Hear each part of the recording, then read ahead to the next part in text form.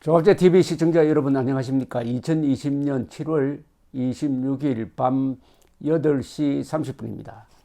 오늘 북한이 괴상한 발표를 했습니다. 북한이 그동안에 코로나 청정지역이다 라고 하더니 남한에서 넘어온 탈북자 몸에서 코로나 의심 증세가 나왔다 해가지고 비상체제 선언을 했습니다. 그것도 김정은이가 직접 나와가지고 이게 무슨 의도인지 수상합니다. 이렇게 해가지고 남한의 코로나 확산의 책임을 뒤집어 씌우고 거기에 따른 일종의 배상 지원을 요청하지 않을까 하는 그런 흉계를 엿보게 합니다. 우선 북한의 노동신문이 보도한 내용을 전해드리겠습니다. 악성 바이러스를 비루스라고 합니다. 비루스에 감염된 것으로 의심되는 월남 도주자가 3년 만에 불법적으로 분계선을 넘어 지난 7월 19일 귀향하는 비상사건이 발생했다. 불법 귀향자의 기도 중에서 윗부분 상기도 분비물과 혈액에 대한 여러 차례 검사를 진행하여 악성 비루스 감염자로 의심할 수 있는 석연치 않은 결과가 나왔다. 1차적으로 그를 철저히 격리시키고 지난 5일간 개성시에서 그와 접촉한 모든 대상자들과 개성시 경유자들을 해당 부문과의 연계 밑에 철저히 조사 장악하고 검진 격리 조치하고 있다. 감염 의심자가 나온 개성을 전면 봉쇄하고 25일 어제 김정은은 노동당 중앙위원회 정치국이죠. 정확하게 이야기하면 노동당 중앙위원회 소속 정치국 최대 비상확대회의를 열어가지고 국가 비상방역체계를 최대 비상체제로 이행하고 특급 경보를 발령했다 라고 이야기를 했습니다. 이어서 24일 오후 중에 김정은이가 개성시를 완전 봉쇄하고 구역별 지역별로 격폐시키는 선제적인 대책을 취했다. 조성된 사태에 대처하여 해당 지역에 비상사태를 선포하시고 국가 비상방역체제를 최대 비상체제로 이행하여 특급 경보를 발령할 때 대한 당 중앙의 결심을 천명하시었다. 이렇게 보도를 했네요. 여기 당 중앙이란 말이 나오는데 요새 당 중앙이라면 김여정을 가리킨다고 생각했는데 이거 보면 당 중앙이 김정은을 가리키는 거네요. 회의에서는 국가 비상방역체계를 최대 비상체제로 이행하는 것에 대한 당 중앙위원회 정치국 결정서를 만장일치로 채택했다고 또 보도를 했습니다. 김정은은 지난 6개월간 전국적으로 각 방면에서의 강력한 방어적 방역 대책들을 강구하고 모든 통로들을 격폐시켰음에도 불구하고 우리 경내에 악성 비루스가 유입되었다고 볼 수 있는 위험한 사태가 발생했다 라고 했답니다. 노동신문은 당 중앙군사위원회가 사건 발생에 책임이 있는 부대에 대한 집중조사 결과를 보고받고 엄중한 처벌을 적용하며 해당한 대책을 강구할 때 대하여 토의하였다라고 했네요. 자, 그러면 이 넘어갔던 사람이 누구냐? 이게 언론이 신속하게 취재를 해가지고 확인이 되었습니다. 이 사람은 2017년에 귀순했던 김모 씨 24살로 알려졌다고 조선닷컴이 금방 보도를 했습니다. 이 사람은 김포에 거주해 왔는데 1996년생이랍니다.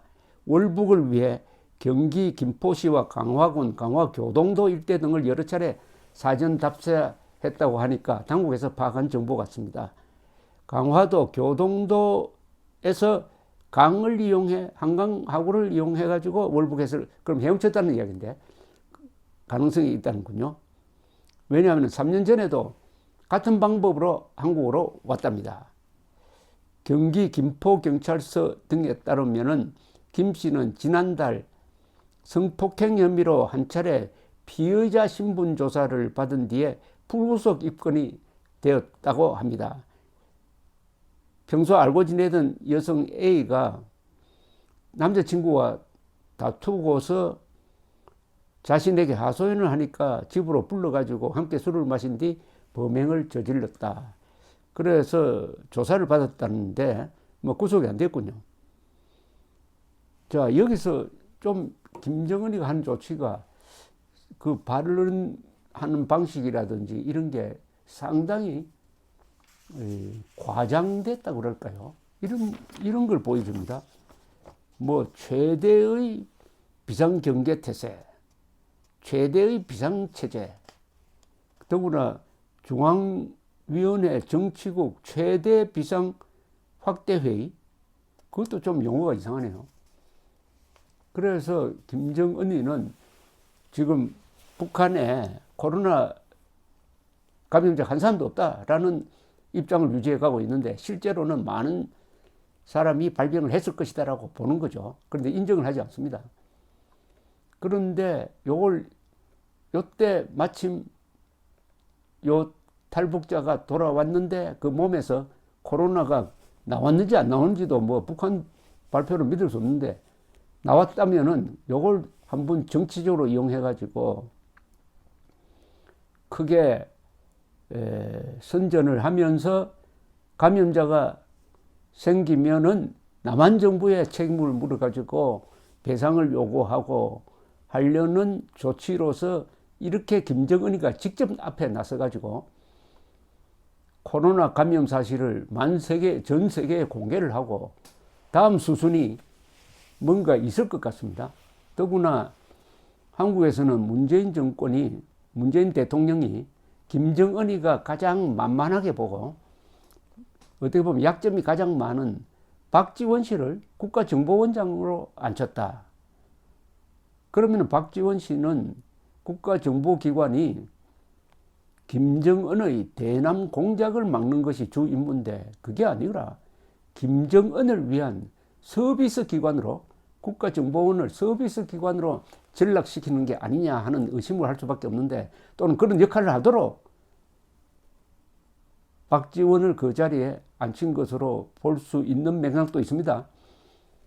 더구나 박지원 문화관광부 장관 시절에 대북 송금 사건을 만들어낸 장본인 아닙니까? 그때 북한과 5억 달러 주겠다. 그것도 현금으로 주겠다고 약속한 자가 박지원입니다. 거기에 인도적 지원이라는 명칭을 붙여가지고 그런 사람을 국정원장 자리에 앉혔다. 국정원장에 앉아야 될 사람은 방공정신이 가장 투철하고 약점이 없는 순결하고 순수한 사람이 가야 되는데 방공정신은 그냥 친북 인사의 대표적인 사람, 그리고 돈 문제로, 특히 돈 문제로 실형도 살고 뇌물 받은 죄로 실형도 살고 김대중 비자금 관리자로 국정원에 의해서 지목된 바도 있는 이 사람을 이 시점에 국정원장 자리에 앉혔다고 하는 것은 누가 봐도 김정은을 위한 인사다라고 유추 해석할 수밖에 없는 차에 김정은이가 이런 괴상한 지금 바둑을 두고 있습니다. 다음 수가 궁금합니다. 만약 정식으로 대한민국 책임져라 이렇게 나올 때 우리 정부가 어떻게 나오는지 보면은 알 수 있을 겁니다. 우선 이런 걸 예상을 해가지고 우리가 몇 가지 준비를 해야 됩니다. 좋다. 같이 조사하자. 이런 나와야 되죠. 같이 조사하자. 역학조사 같이 하자. 당신들 발표 믿을 수 없다. 역학조사 같이 하자. 해가지고 사실 파악이 제일 중요합니다. 북한 농당 정권의 이야기는 전부가 거짓말이라고 전제를 하고 받아들여야 되는 것 아니겠습니까? 저쪽 이번 주장도 믿을 수가 없어요. 그러니까 같이 조사를 하자. 그래서 그 파급 경로 같은 거 다 조사를 해보자. 의료진 보내겠다.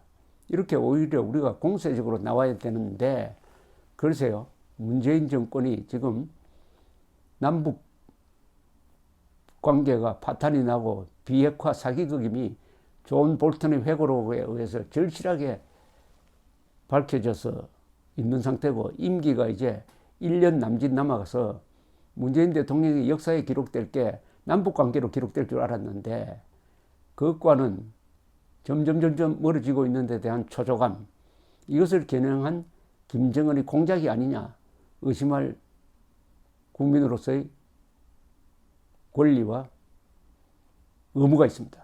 감사합니다.